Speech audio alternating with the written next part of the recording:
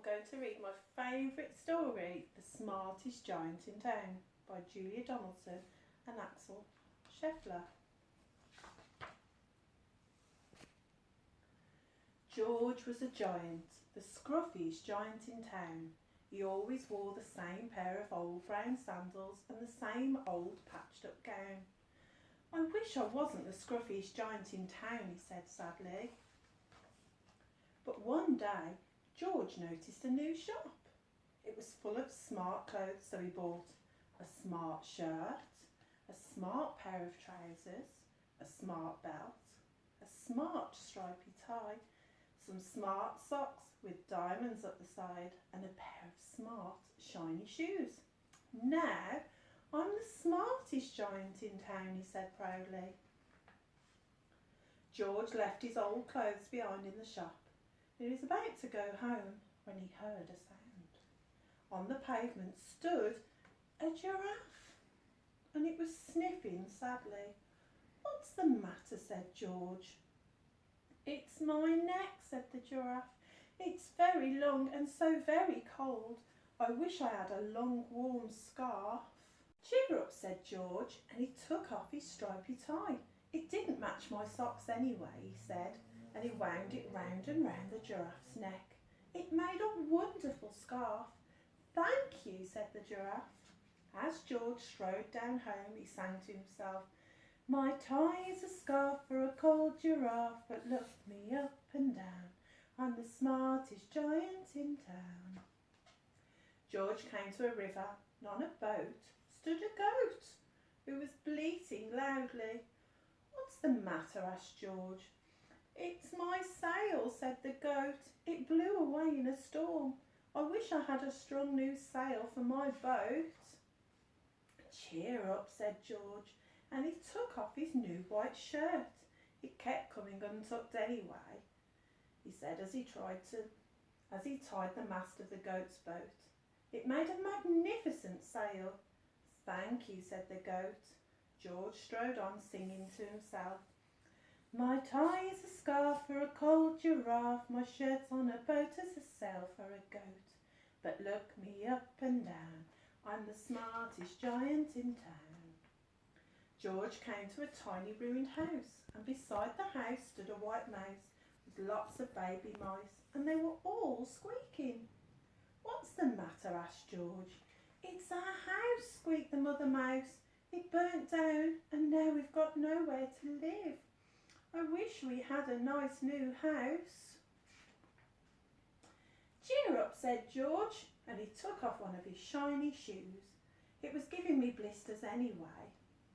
As the mouse and her baby scrambled inside the shoe, it made a perfect home for them. "Thank you," they squeaked. George had to hop along the road now, but he didn't mind. As he hopped, he sang to himself, "My tie is a scarf for a cold giraffe, my shirt's on a boat as a sail for a goat. My shoe is a house for a little white mouse, but look me up and down, I'm the smartest giant in town." George came to a campsite, and beside a tent stood a fox who was crying. "What's the matter?" asked George. "It's my sleeping bag," said the fox. "I dropped it in a puddle. I wish I had a warm, dry sleeping bag." "Cheer up," said George, and he took off one of his socks with the diamonds up the side. "It was tickling my toes anyway," he said, as the fox snuggled into it. It made a very fine sleeping bag. "Thank you," said the fox.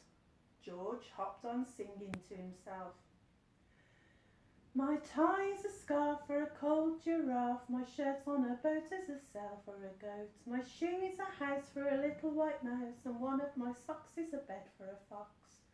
But look me up and down, I'm the smartest giant in town." George came to a big squelchy bog, and beside the bog stood a dog who was howling. "What's the matter?" asked George.